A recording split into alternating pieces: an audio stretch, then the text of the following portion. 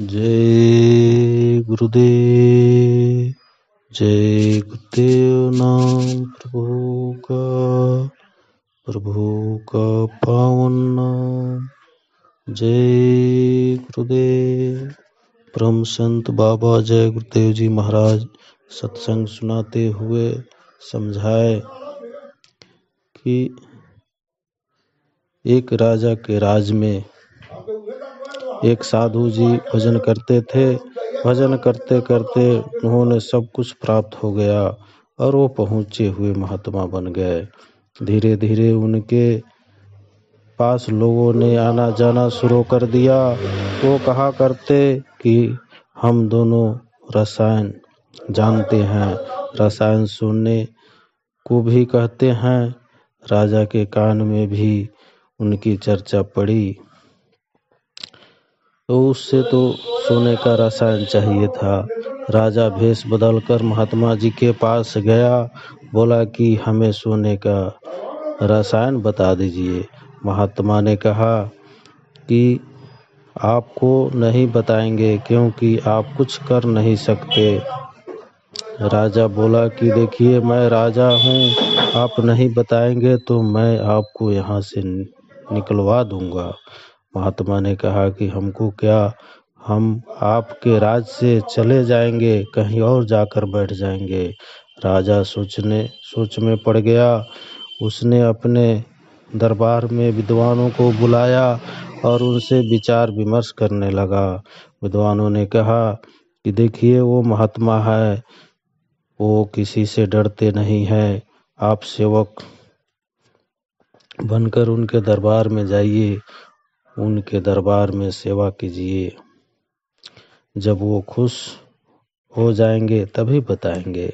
राजा एक साधारण आदमी की तरह महात्मा जी के पास गया और बोला कि मैं आपका सेवक हूँ, दरबार में रहना चाहता हूँ। महात्मा ने कहा कि सेवक तो सेवा करो और पड़े रहो। राजा हर छोटी बड़ी सेवा करने लगा। महात्मा समझते थे कि वो कौन है। एक दिन महात्मा ने उनसे कहा कि हम खुश हो गए, हम तुमको रसायन बताएंगे। एक रसायन भाव से पार होने का है, वह तो तुम कर नहीं सकते। दूसरा सोना बनाने का है, वह मैं तुझे बताता हूँ।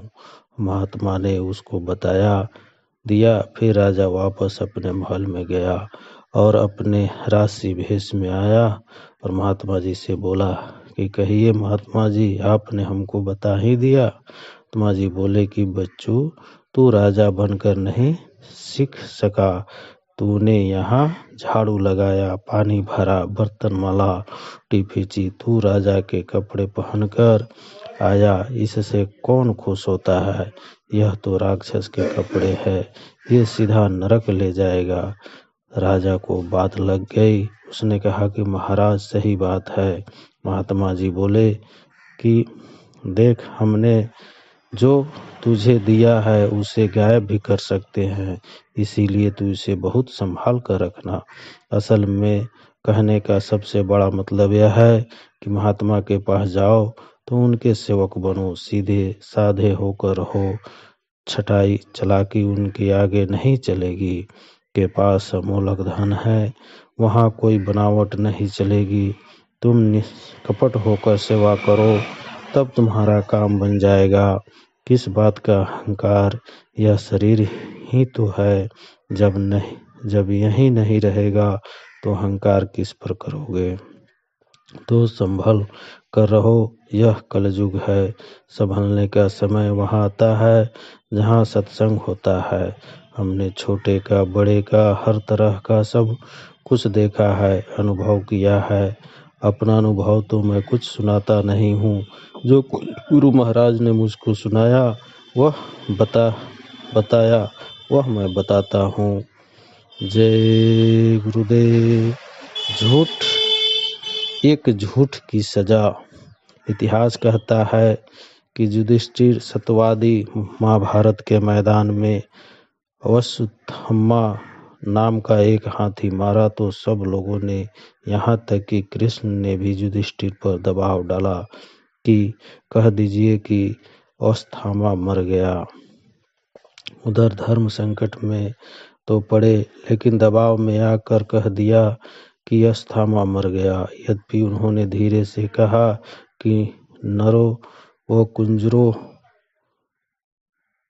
लेकिन रणभेरी की आवाज में उनके शब्द विलीन हो गए। उनका कहना था कि द्रोणाचार्य का मनोबल गिर गया, क्योंकि अश्वत्थामा उनका पुत्र था। यह युधिष्ठिर के जीवन का एक मात्र झूठ था। हालांकि उन्होंने अपनी तरफ से अपने सत्य की रक्षा करने की पूरी कोशिश की। इतिहास यह भी कहता है कि एक झूठ की सजा भुगतने के लिए मरने के बाद उनको नरक तक की यात्रा करनी पड़ी। भयंकर बदबूदार आंधी तूफानों से गुजरना पड़ा और नरक में उन्होंने देखा कि अर्जुन, भीम, नकुल, सहदेव, द्रौपदी सब बड़े चीख रहे हैं। उन्होंने यमदूतों से आग्रह किया कि या तो इन्हें मेरे साथ ले चलो या मुझे इनके पास छोड़ दो। यमदूतों ने कहा कि न तो मैं इन लोगों को आपके साथ ले चल सकता हूँ, न मैं इनके पास आपको छोड़ सकता हूँ। मुझे तो जितना हुक्म मिलता है उतना ही करता हूँ। यह इतिहास युधिष्ठिर का कोई कहानी किस्सा नहीं है, किसी कवि की कल्पना नहीं है। एक कड़वा सच है। जिसने भी लिखा देखकर लिखा होगा। विचार तो उठते ही रहते हैं, क्योंकि आज भी कितने साधक हैं जो अपनी साधना के द्वारा इससे परे की दुनिया को देखते हैं, जहाँ नरक और दुखज है, स्वर्ग वैकुंठ बहिष्ते हैं।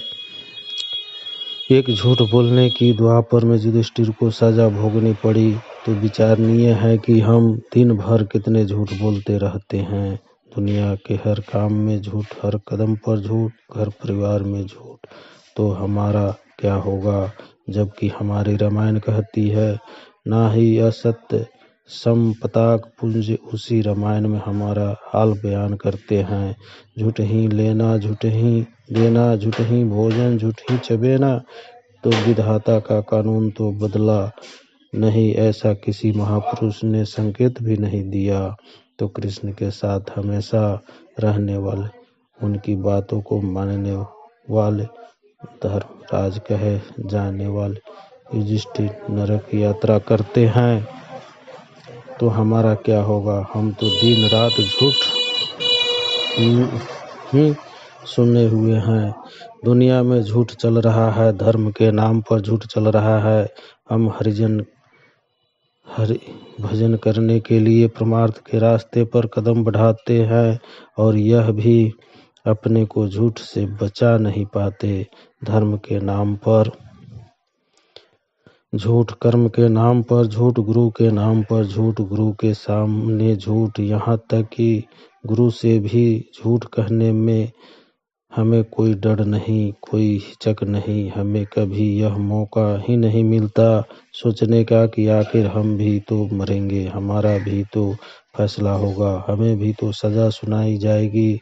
और वह सजा जजों के बेंच की नहीं होती कि बहुमत जिधर जाए वह ठीक, चाहे गलत हो या सही। वह सजा तो दो टूक फैसला, चाहे राजा हो या बादशाह हो, धनी मनी हो, पढ़ा लिखा हो या खाकपति हो, कोई बच नहीं सकता।